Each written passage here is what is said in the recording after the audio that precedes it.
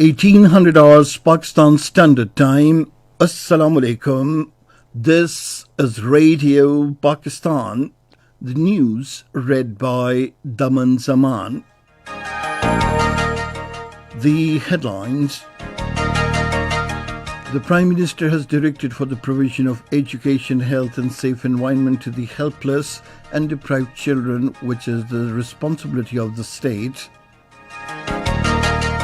Imran Khan has said the government's investment-friendly policies are creating immense opportunities for foreign investors in diverse sectors.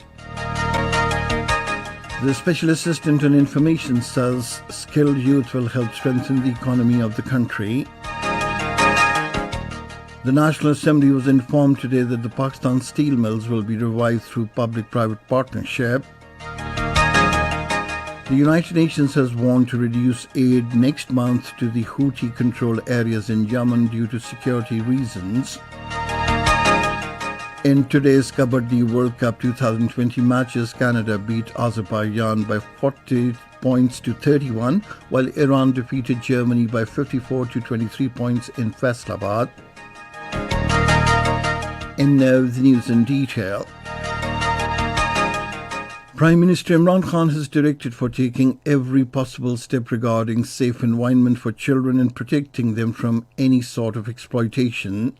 He was talking to the Secretary Social Welfare Khyber Pakhtunkhwa, Mohammad Idris, and the Chairperson Child Protection Bureau Punjab, Sara Ahmed, in Islamabad today.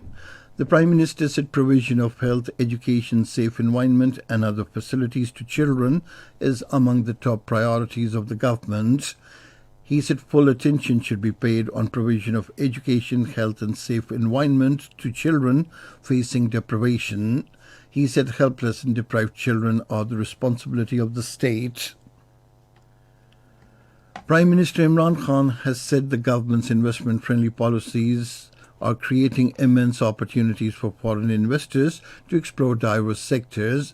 During a meeting with the Chief Executive Officer Pepsi Africa, Middle East and South Asia, Eugene Williamson, he lauded the business ventures of PepsiCo and its proposed future investment plans for Pakistan.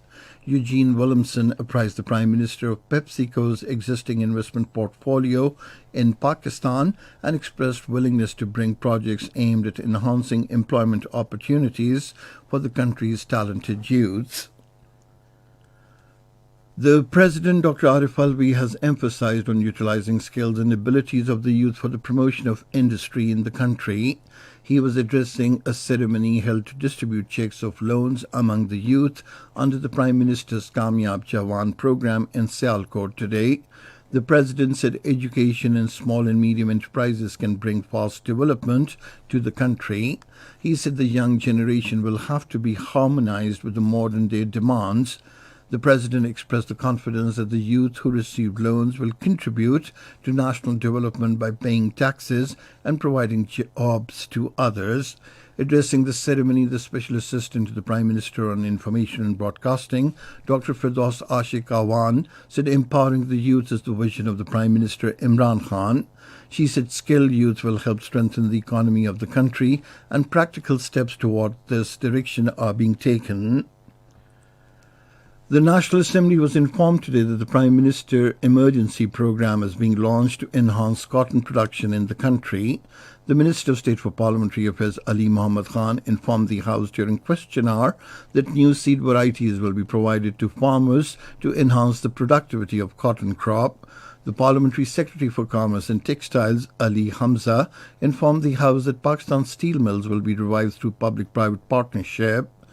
She said 13 companies have evinced interest in this partnership. She said Pakistan's steel mills is a very important institution and it will be run at all costs.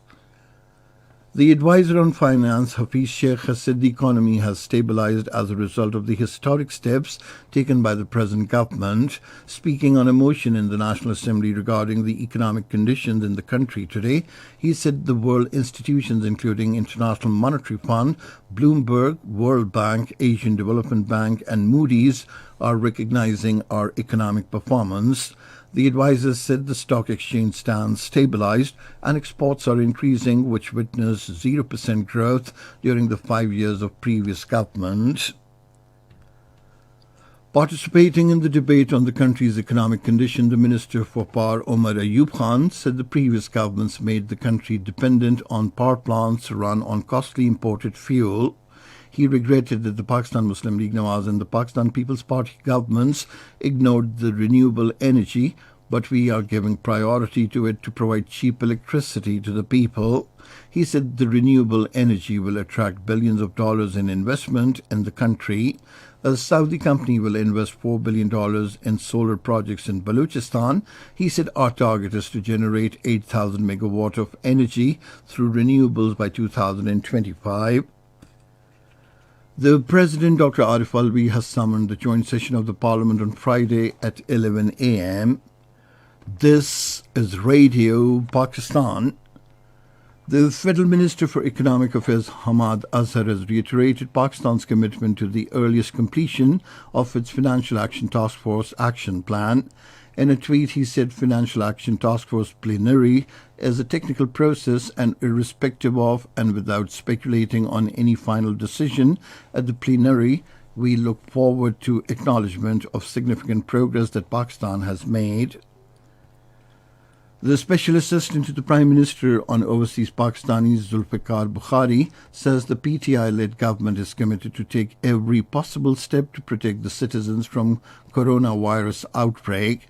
Talking to the French ambassador Marc Berthy in Islamabad today, he said quarantine centre is being set up at the Islamabad International Airport, which will have the capacity of treating 300 coronavirus patients. Turkey's ambassador to Pakistan, Mustafa Yurdakul, has said President Recep Tayyip Erdogan's visit to Islamabad this week would be a historic event and a major step towards exemplary bilateral ties between the two brotherly countries. During an interview with Anadolu Agency, he said the two countries would sign several agreements to enhance cooperation in various sectors. The Turkish ambassador said more than 60 Turkish businessmen will be accompanying the president to take Pakistan-Turkey economic and commercial relationship to a new level. He said China-Pakistan economic corridor is at a completion level and Turkey is interested in being a part of special economic zones which will be established under the project.